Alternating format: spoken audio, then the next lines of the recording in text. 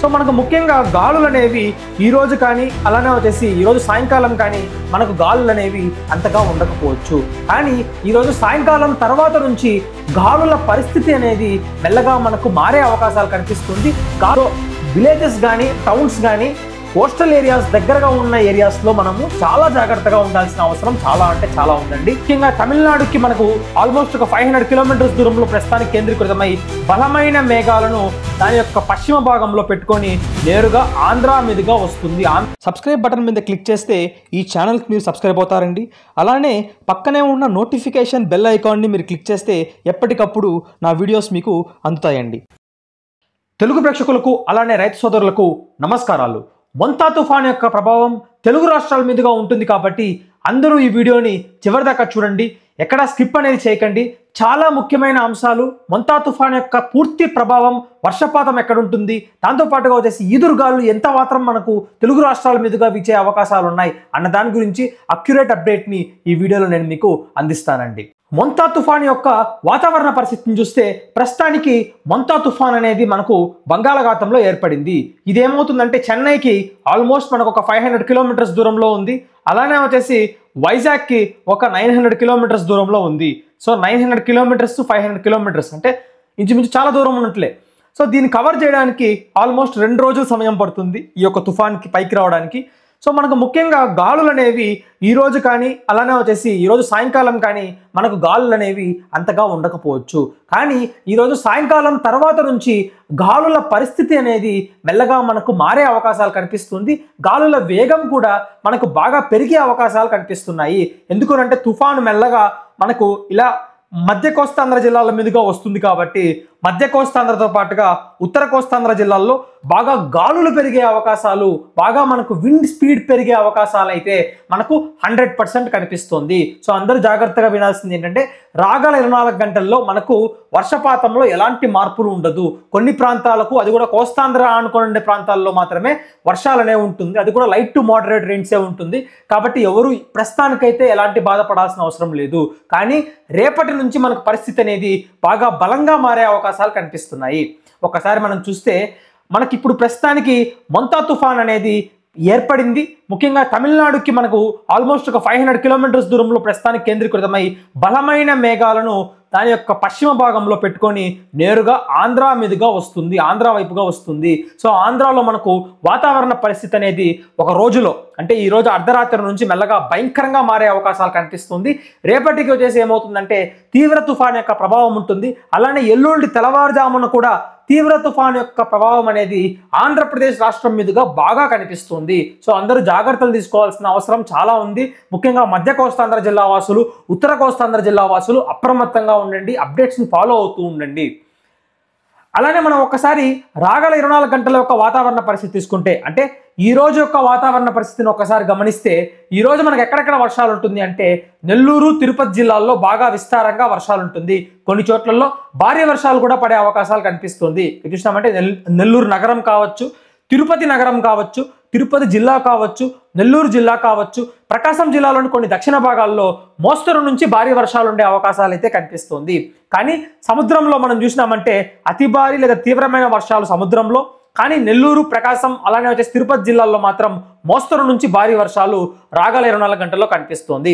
మిగిలిన కోస్తాంధ్ర జిల్లాలు తీసుకుంటే బాపట్ల కావచ్చు, కృష్ణా కావచ్చు, ఉభయ గోదావరి జిల్లాలు అంటే పశ్చిమ గోదావరి కావచ్చు, కోనసీమ జిల్లా కావచ్చు, కాకినాడ జిల్లా కావచ్చు, అనకాపల్లి, వైజాగ్, దాంతోపాటుగా విజయనగరం, శ్రీకాకుళం జిల్లాల్లో మోస్తరు వర్షాలు ఉండే అవకాశాలు కనిపిస్తుంది. ముఖ్యంగా మనకేమంటే ఈరోజు రాత్రి నుంచి రేపు తెల్లవారుజామునకు వర్షాలు అనేవి కోస్తాంధ్ర జిల్లాల వ్యాప్తంగా బాగా విస్తరించే అవకాశాలు కనిపిస్తుంది రాగల 24 గంటల్లో. సో రాగల 24 గంటల్లో కేవలం కోస్తాంధ్ర జిల్లాల్లోనే వర్షాలు ఉంటుంది. అలానే కొన్ని తేలికపాటి వర్షాలు మాత్రం రాయలసీమలోకి ప్రవేశిస్తుంది. అనంతపురము, సత్యసాయి, కర్నూలు, నంద్యాల, వైఎస్ఆర్ కడప, అన్నమయ్య, చిత్తూరు జిల్లాల్లో మనకు సాయంకాల సమయంలో అలానే రాత్రి సమయం నుంచి మెల్లగా తేలికపాటి వర్షాలు అనేవి లోపలికి ప్రవేశిస్తుంది.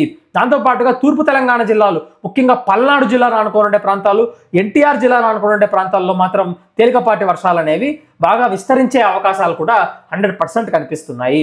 సో ఆంధ్రప్రదేశ్లో రేపు మనకు అంటే ఈ రోజు కానీ రేపు తెల్లవారుజామున కానీ ఇంపాక్ట్ ఉండే అవకాశాలు అయితే రాగల 24 గంటల్లో అయితే కనిపిస్తుంది. కానీ అంతలో ఇంపాక్ట్ ఉండకపోవచ్చు, కానీ సాధారణ ఇంపాక్ట్ అనేది ఉండే అవకాశాలు అయితే కనిపిస్తున్నాయండి. విండ్ ఎఫెక్ట్ ఈ రాగల 24 గంటల్లో గాలుల యొక్క తీవ్రతను చూస్తే ఈరోజు రాత్రి సమయానికి అంటే రాత్రికే మనకు గాలులు ఎట్లుంటాయంటే తిరుపతి జిల్లాలో కావచ్చు, నెల్లూరు జిల్లాల్లో మనకు గాలులు అనేవి 30 km/h అంటే 30 km/h విండ్ స్పీడ్ ఉంటుంది. వైజాగ్లో మనకు 30 to 40 km/h అంటే వైజాగ్లో కొంచెం గాలులు ఎక్కువ ఉంటాయి రాత్రికి వెళ్ళేసరికి.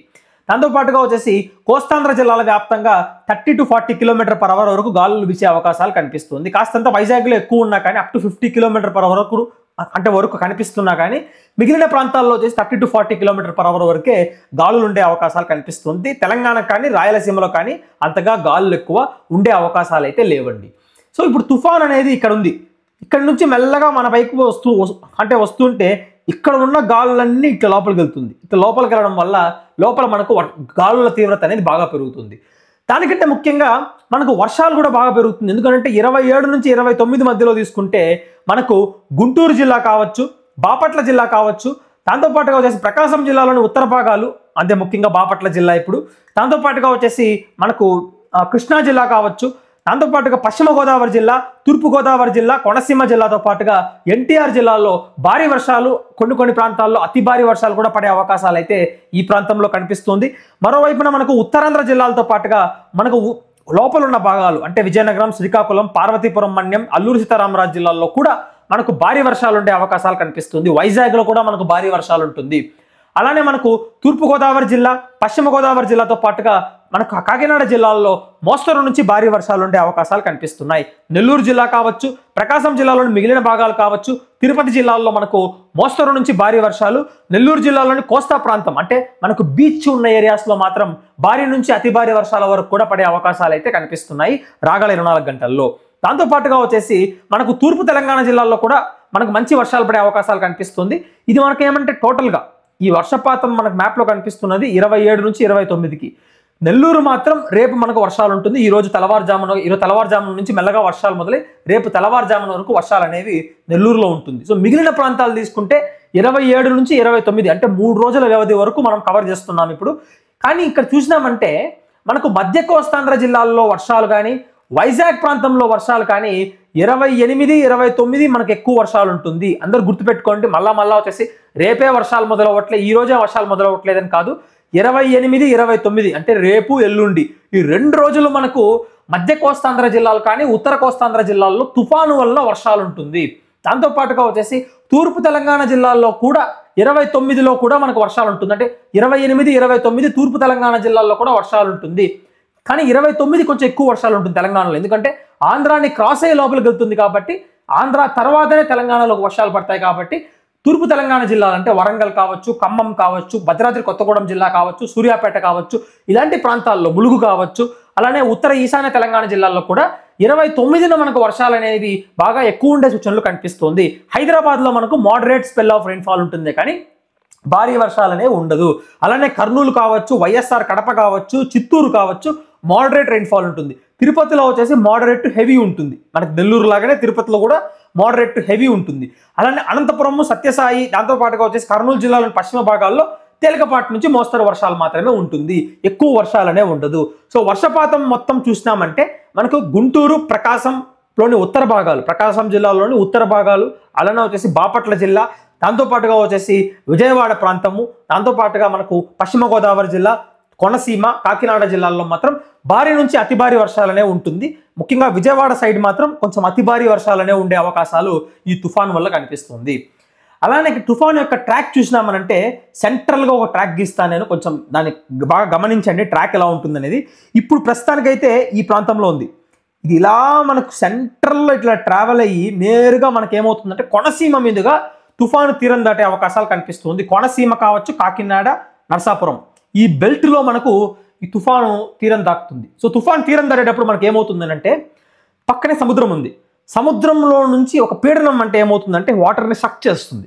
అంటే ఏమంటే వాటర్ని పైకి లిఫ్ట్ చేస్తుంది. సో ఇప్పుడు ఏమవుతుందంటే సముద్రం మనకు అంటే నరసాపురం దగ్గర సముద్రం ఉంది, దాంతోపాటుగా వచ్చేసి కోనసీమ అమలాపురంలో సముద్రం ఉంది. ఇప్పుడు తుఫాన్ లోపలికి వస్తుంది కాబట్టి సముద్రాన్ని కూడా ఈడ్చుకొని లోపలికి వస్తుంది. అలా ఈడ్చుకొని లోపలికి వచ్చిన వల్ల ఏమవుతుందంటే చుట్టుపక్కల సముద్రం దగ్గర ఉన్న బీచ్ ఏరియాస్లో మాత్రం వాటర్ అనేది అంటే సముద్రపు నీళ్ళు అనేది గ్రామాల్లోకి కానీ పట్టణాల్లోకి కానీ వచ్చే అవకాశాలు కనిపిస్తున్నాయి. దాన్నే ఏమంటారంటే ఇంగ్లీష్లో స్ట్రామ్ సర్జ్ అంటారు. అంటే సముద్రపు నీరు వచ్చేసి లోపలికి వచ్చే ప్రక్రియని స్ట్రామ్ సర్జ్ అని అంటారు. సో విలేజెస్ కానీ టౌన్స్ కానీ కోస్టల్ ఏరియాస్ దగ్గరగా ఉన్న ఏరియాస్లో మనము చాలా జాగ్రత్తగా ఉండాల్సిన అవసరం చాలా అంటే చాలా ఉందండి. సో ఈ ప్రాంతం వాసులు మాత్రం చాలా అప్రమత్తంగా ఉండాలి. కోనసీమ జిల్లా కావచ్చు, పశ్చిమ గోదావరి కావచ్చు, కొంచెం మనకు కృష్ణా జిల్లాలోని మచిలీపట్నం సైడ్ కావచ్చు, కొంచెం కాకినాడ కావచ్చు, అందరూ చాలా అప్రమత్తంగా ఉండాల్సిన అవసరం చాలా అంటే చాలా ఉందండి. దాంతోపాటుగా వచ్చేసి ఈదురుగాలులో వచ్చేసి పూర్తి స్థాయిలో మనకు కోనసీమ జిల్లా కావచ్చు, కాకినాడ జిల్లాల్లో పూర్తి స్థాయిలో మనకు ఈదురుగాలులు ఉంటుంది.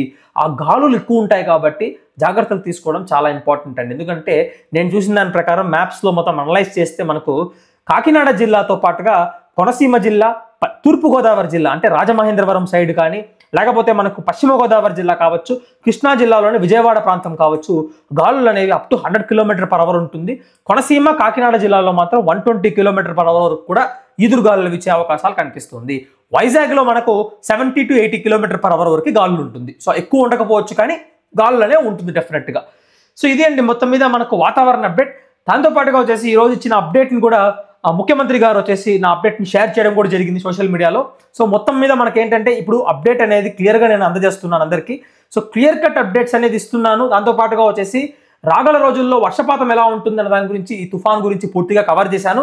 రేపటి వీడియోలో వచ్చేసి తుఫాన్ యొక్క తాజా కదలికల బట్టి కూడా అప్డేట్ ఇస్తానండి. సో అందరూ తప్పకుండా చివరి దాకా చూడండి, ఎక్కడ మిస్ చేసుకోకండి. డేట్స్ కానీ, ప్రాంతాలు కానీ, ఏ ఏరియాస్లో ఎఫెక్ట్ ఉంటుందని కానీ టైం టు టైం నేను అప్డేట్స్ ఇస్తూ ఉంటానండి. Thanks for watching this video అండి.